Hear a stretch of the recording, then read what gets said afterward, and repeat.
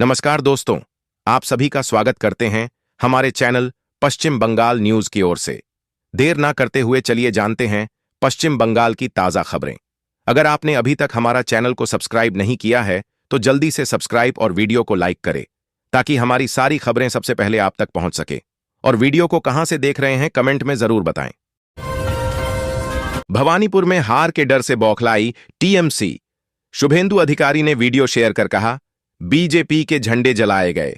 बंगाल चुनाव 2026 से पहले भारतीय जनता पार्टी बीजेपी के झंडे जलाए जाने का एक वीडियो वायरल है। इस वीडियो के जरिए भाजपा नेता शुभेंदु अधिकारी ने राज्य की सत्तारूढ़ तृणमूल कांग्रेस पर हमला बोला है। Leader of opposition Suvendu Adhikari ने सोशल मीडिया प्लेटफॉर्म एक्स पर लिखा है कि भवानीपुर में टीएमसी को हार का डर सता रहा है, इसलिए भाजपा के झंडे हटाए जा रहे हैं, उसे जलाया जा रहा है। शुभेंदु अधिकारी ने एक्स पर लिखा, आने वाले विधानसभा चुनाव में भवानीपुर अब मुख्यमंत्री के लिए सुरक्षित सीट नहीं रही। कांग्रेस ने पश्चिम बंगाल चुनाव अकेले लड़ने का फैसला क्यों किया?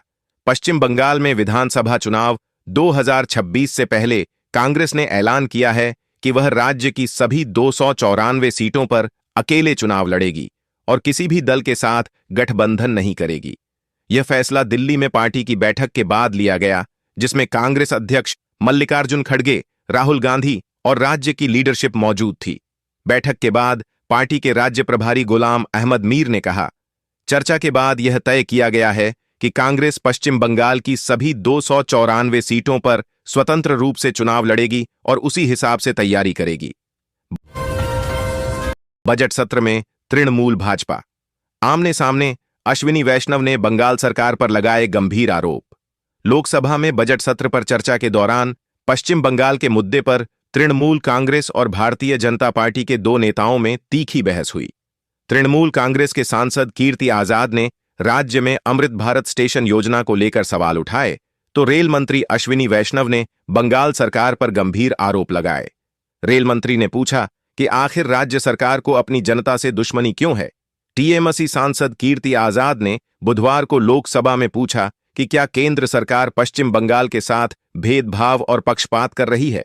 उन्होंने कहा कि राज्य के साथ अलग तरह का व्यवहार क्यों किया जा रहा है। राहुल गांधी के खिलाफ विशेषाधिकार हनन का नोटिस।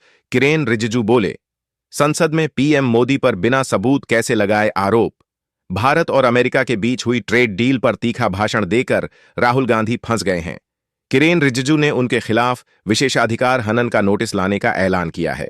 लोकसभा में बजट सत्र के दौरान नेता प्रतिपक्ष राहुल गांधी ने आज भारत और अमेरिका के बीच हुई ट्रेड डील पर बड़ा बयान दिया, जिसके बाद केंद्रीय संसदीय कार्य मंत्री किरेन रिजिजू की उनसे तीखी बहस हो गई। राहुल गांधी ने आरोप लगाया कि प्रधानमंत्री नरेंद्र मोदी ने इस डील के जरिए भारत को बेच दिया है और यह पूरी तरह से आत्मसमर्पण है। भूपेंद्र यादव ने ममता सरकार को बताया खराब शासन का उदाहरण। बंगाल बजट को कहा विदाई पत्र। केंद्रीय मंत्री भूपेंद्र यादव ने कहा कि तृणमूल सरकार खराब शासन का उदाहरण है। मनरेगा योजना का कार्यान्वयन सही तरीके से नहीं हुआ और वित्तीय अनियमितताओं की रिपोर्ट सामने आई है। आवास योजना की उपयोगिता प्रमाण पत्र समय पर जमा नहीं किए गए। पीएम पोषण योजना में भ्रष्टाचार के आरोप हैं। उन्होंने कहा कि यह बजट तृणमूल का अंतिम बजट नहीं बल्कि उनका विदाई पत्र है। यह राज्य वैज्ञानिक सत्येंद्र नाथ बोस और आचार्य जगदीश चंद्र बोस की भूमि है, फिर भी यहां विज्ञान शिक्षा के लिए कम बजट और मदरसों के लिए अधिक अनुदान दिया गया है। चुनाव आयोग ने बंगाल सरकार से कहा 3 साल से एक ही जगह पोस्टेड ऑफिसर्स का करें ट्रांसफर। पश्चिम बंगाल सरकार से निर्वाचन आयोग ने अपने अधिकारियों का ट्रांसफर करने को कहा है। इलेक्शन कमीशन ऑफ इंडिया ने कहा है कि पश्चिम बंगाल के ऐसे पुलिस और प्रशासनिक अधिकारी जो 3 साल या उससे अधिक समय से एक ही जगह पर काम कर रहे हैं, उनकी ट्रांसफर पोस्टिंग की जाए। चुनाव आयोग के एक वरिष्ठ अधिकारी ने बुधवार को यह जानकारी दी। अधिकारी ने बताया कि जिलाधिकारी, अपर जिलाधिकारी, प्रखंड विकास अधिकारी, उप अनुभागीय अधिकारी और जिला स्तर के अन्य प्रशासनिक अधिकारियों को इस ट्रांसफर ऑर्डर के दायरे में रखा गया है। बंगाल सरकार का ग्रुप बी की लिस्ट में छेड़छाड़ का आरोप। एसआईआर पर चुनाव आयोग से बढ़ा विवाद। एसआईआर प्रक्रिया अपने अंतिम चरण में है। अंतिम चरण में भी एसआईआर पर विवाद कम नहीं हो रहा है। इस बार राज्य सरकार ने शिकायत की है कि चुनाव आयोग को सौंपे गए राज्य के ग्रुप बी अधिकारियों के नामों के डेटाबेस में हेरफेर करने का प्रयास किया जा रहा है। राज्य सरकार ने राष्ट्रीय चुनाव आयोग को एसआईआर के कार्य हेतु 8,505 ग्रुप बी अधिकारियों के नाम सौंपे हैं। मंगलवार को नबन्ना की प्रेस विज्ञप्ति में कहा गया कि इन नामों के डेटाबेस में गड़बड़ी पाई गई है। अधिसूचना में कहा गया है, राज्य सरकार के संज्ञान में आया है कि कुछ निहित स्वार्थों ने जानबूझकर डेटाबेस में बदलाव किया जा रहा है। ममता बनर्जी को चैलेंज करता हूं। बंगाल चुनाव से पहले बाबरी मस्जिद का निर्माण शुरू, हुमायूं कबीर का बड़ा दावा। पश्चिम बंगाल में विधानसभा चुनाव नजदीक आते ही सियासी माहौल लगातार गर्माता जा रहा है।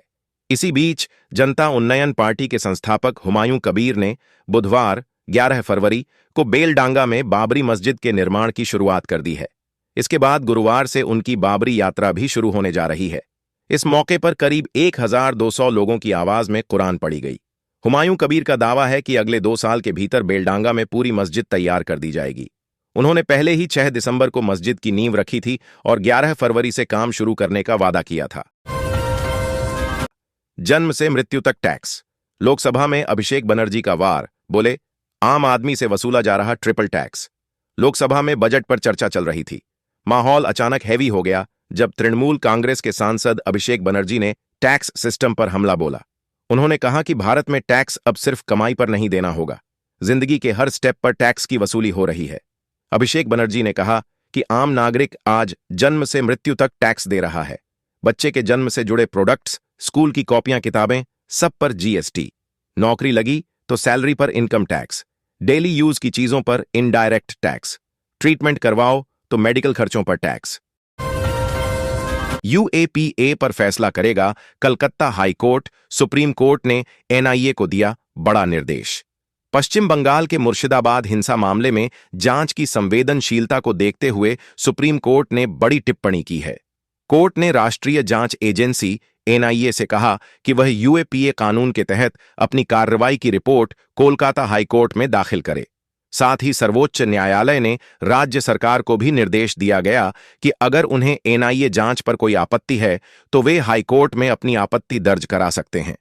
इस दौरान कोर्ट ने यह स्पष्ट किया कि हाईकोर्ट केंद्र के निर्णय की वैधता भी देख सकती है। रोजगार भत्ता पर तृणमूल नेता का विवादित बयान, जिला परिषद अध्यक्ष ने वीडियो को बताया एआई जनरेटेड। बंगाल में युवा साथी परियोजना को लेकर राजनीति तेज है। इस योजना को ममता बनर्जी का मास्टर स्ट्रोक माना जा रहा है। जलपाईगुड़ी के मैनागुड़ी में इस योजना पर तृणमूल नेता का एक विवादित बयान आया है। इस बयान ने हंगामा खड़ा कर दिया है। मैनागुड़ी के तृणमूल टाउन ब्लॉक अध्यक्ष विश्वजीत सेन ने जलपाईगुड़ी के युवा तृणमूल जिला परिषद में आयोजित एक कार्यक्रम में कहा, दीदी प्रतिमाह 1,000 टका का गुटखा खर्च वहन करेंगी। उनके इस बयान का वीडियो वायरल हो गया है। वीडियो को लेकर राजनीतिक प्रतिक्रिया शुरू हो गई है। 7 बीघा जमीन और 55 करोड़ की लागत। मुर्शिदाबाद में शुरू हुआ बाबरी मस्जिद का निर्माण कार्य। बंगाल के मुर्शिदाबाद के बेलडांगा में बुधवार को बाबरी मस्जिद का निर्माण कार्य शुरू हो गया। तृणमूल कांग्रेस से निष्कासित भरतपुर के विधायक और जनता उन्नयन पार्टी के अध्यक्ष हुमायूं कबीर ने गत 6 दिसंबर को इसकी नींव रखी थी। इस मौके पर हुमायूं कबीर ने कहा कि जो लोग विरोध कर रहे हैं, मैं उनसे कहूंगा कि वे हट जाएं। बाबरी मस्जिद बनकर रहेगी। लोग अपने धर्म को मानने और मंदिर, चर्च या जो चाहें बनाने के लिए आजाद हैं। पॉक्सो केस में कलकत्ता हाईकोर्ट का बड़ा फैसला, 7 गवाहों से फिर होगी पूछताछ। कलकत्ता हाईकोर्ट ने एक अहम फैसले में पॉक्सो केस में बड़ा फैसला दिया है। कोर्ट ने गवाहों से दोबारा जिरह की इजाजत दी है। कहा है कि पॉक्सो मामलों में हर केस को उसके अपने हालात के हिसाब से देखा जाना चाहिए। आमतौर पर ऐसे मामलों में पीड़ित या गवाहों को बार बार कोर्ट में नहीं बुलाया जाता। कोर्ट ने इस नियम में अपवाद यानी खास स्थिति में छूट दी है। जस्टिस अपूर्वा सिन्हा राय ने लोअर कोर्ट के उस आदेश को रद्द कर दिया जिसमें 7 गवाहों से दोबारा जिरह की मांग ठुकरा दी गई थी। हालांकि उन्होंने माना कि पॉक्सो मामलों में गवाहों को मामूली वजह से बार बार नहीं बुलाया जाना चाहिए। अमित मालवीय का पश्चिम बंगाल पुलिस पर गंभीर आरोप, एक्स से 5 यूजर्स की जानकारी मांगने पर जताई आपत्ति। भारतीय जनता पार्टी के आईटी सेल प्रमुख अमित मालवीय ने मंगलवार को सोशल मीडिया मंच एक्स पर एक पोस्ट कर पश्चिम बंगाल पुलिस पर शक्ति के दुरुपयोग का गंभीर आरोप लगाया है। उन्होंने दावा किया कि राज्य पुलिस ने एक हत्या मामले की एड में सोशल मीडिया यूजर्स की जानकारी जुटाने की कोशिश की है, जो अभिव्यक्ति की स्वतंत्रता पर सीधा हमला है। अमित मालवीय के अनुसार पश्चिम बंगाल पुलिस ने एक्स को नोटिस भेजकर 5 ट्विटर यूजर्स के ईमेल आईडी, आईपी एड्रेस और संपर्क विवरण मांगे हैं। चुनाव से पहले सिस्टम होगी रीसेट, इलेक्शन कमीशन ने दिए अफसरों की ट्रांसफर पोस्टिंग के आदेश।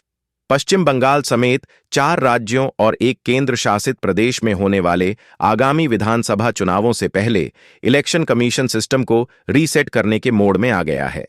फाइनल वोटर लिस्ट पब्लिश करने और चुनावों की तारीख का ऐलान करने से पहले आयोग ने साफ कर दिया है कि अब कन्फर्ट पोस्टिंग नहीं चलेगी। ऐसे अधिकारी जो लंबे समय से अपने गृह जिले में जमे हुए हैं, उनको अन्य जगहों पर ट्रांसफर करने के निर्देश आयोग ने दे दिए हैं।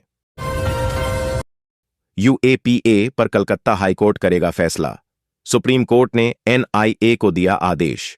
सुप्रीम कोर्ट ने बुधवार को एनआईए को निर्देश दिया है कि वह बंगाल के मुर्शिदाबाद जिले में हुई हिंसा और अशांति से संबंधित मामले में आतंकवाद से जुड़े कठोर प्रावधानों वाले गैर कानूनी गतिविधि रोकथाम अधिनियम यूएपीए के इस्तेमाल का औचित्य स्पष्ट करते हुए कलकत्ता हाई कोर्ट में सीलबंद लिफाफे में रिपोर्ट दाखिल करे। बंगाल सरकार की अपील का निस्तारण करते हुए प्रधान न्यायाधीश सूर्यकांत और न्यायमूर्ति जयमाल्य बागची की पीठ ने राज्य सरकार को मुर्शिदाबाद हिंसा मामले में एनआईए की जांच के खिलाफ अपनी शिकायतों के साथ हाई कोर्ट जाने के लिए कहा। पश्चिम बंगाल में चल रही भत्ता सरकार, सौमित्र खां। दुर्गापुर राज्य में भारतीय जनता युवा मोर्चा भाजयुमो की ओर से चाकरी चाय बांग्ला, नौकरी चाहता है बंगाल कार्यक्रम के जरिए राज्य की तृणमूल कांग्रेस सरकार पर हमला बोला गया। मंगलवार को बेनाचिटी इलाके में आयोजित कार्यक्रम में विष्णुपुर के सांसद सौमित्र खां, विधायक लखन घरुई, जिला प्रवक्ता सुमंत मंडल, नेता मनीषा सिकदर सहित कई लोग उपस्थित थे। इस कार्यक्रम का आयोजन युवा नेता पारिजात गांगुली की अगुवाई में किया गया। बताया गया है कि यह कार्यक्रम राज्य में रोजगार के मुद्दों को उठाने और युवाओं को संगठित करने के लिए शुरू किया गया है।